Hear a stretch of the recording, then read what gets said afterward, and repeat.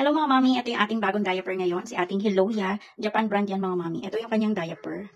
Yan. Ultra thin siya mga mami. May wetness indicator. Yan. Wala lang siyang disposal tape. Naka-double card po yung ating diaper. Ito yung loob niya. Ayan. Yan, ganyan siya mga mami.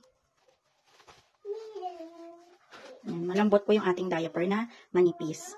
Ito po siya kapag meron siyang wiwi na.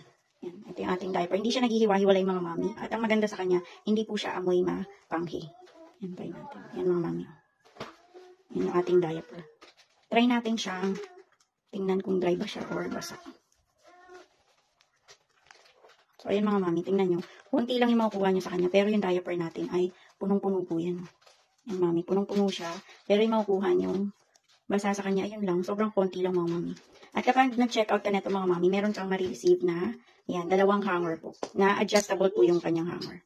Yan, adjustable mami yung kanyang hanger. Pag natanggal siya, kunyari nilaro ng anak niya natanggal, pwede nyo siyang ibalik. Yan, madali lang po siyang ibalik yan. Adjustable. Ganyan siya mga mami. Pwede nyo na siyang sampayan ng malalaking t-shirt or pwedeng pang maliit. Yan, parang kay baby na damit. So, ganyan siya mga mami. Yan po yung ating hanger.